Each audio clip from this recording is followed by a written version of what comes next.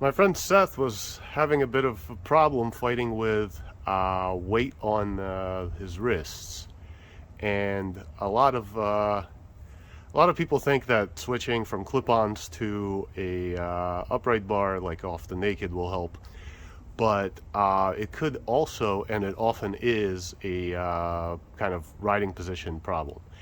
And conveniently, I made some updates to the body position trainer. So in this iteration of the body position trainer, most of it is basically the same. I redid the base in much heavier tubing. The cables are kind of hooked to the legs for now. I'm still thinking about how I can do a pulley system so that the cable doesn't interact with my heel. And I added some wheels to the bottom so that I can tilt it up and roll it in a corner. Well, I guess the back. And I added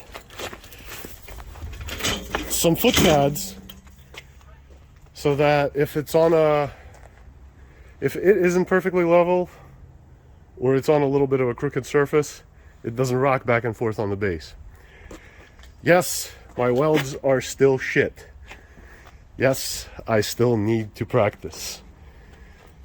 But that's its current iteration.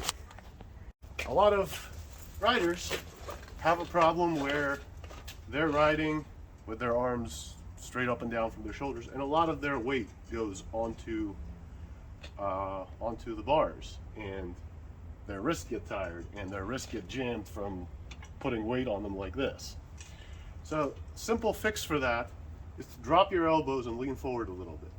If you keep your arms loose, not only does it take the weight off your wrists, but also it lets you turn easier, because now your arms aren't tense, so you can concentrate on just one movement.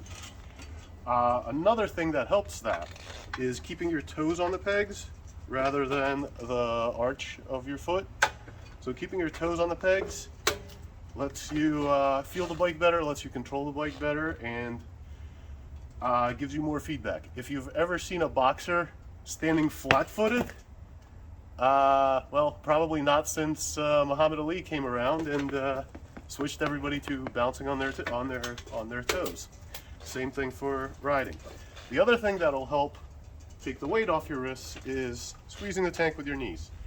And what that does is it allows you to engage the core, almost like wearing a weight belt when you're lifting. It allows you to engage your core better. It gives your core a platform to work against. So rather than, oh man, this is really heavy, my wrists are hurting, drop your elbows, keep them as parallel to the tank as possible, squeeze the tank with your knees, and relax your arms. That will help a lot with all aspects of riding, honestly, because it'll help braking because your arms won't be tense. It will help cornering because you'll be able to push with just one arm, and it will actually help not get wrists and arm pump and wrist pain and everything else. Obviously, if this were an N bike, this would be a lot easier, but clip-ons aren't that bad, and the stock ones aren't that low. Like the race bike ones are much lower than the ones I have on here.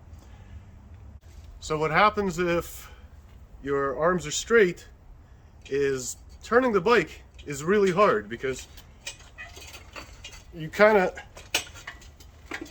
I can't even really do this well, because you kind of have to like rotate your shoulders around. But if you drop your arms, all you're doing is pushing with whichever arm is relevant. So, something to think about. If your wrists hurt, if you're kind of piling on all your weight onto the bars, this is super awkward. And for doing things like swerves, for example, where you have to put in 2 quick counter steering movements, if your arms are locked up, this is not a good swerve, right? You're kind of getting in the way of yourself. If your arms are loose, push one side, push the other side. Lean the bike right, lean the bike left. or whichever way you're swerving. Another thing straight arms hurts is it hurts your ability to move around on the bike. Because, hold on, let me move my shoulders out. Yeah, this is super awkward, right? If you lean forward, relax your arms, you can move around a lot easier. Seth, I hope that helps you, and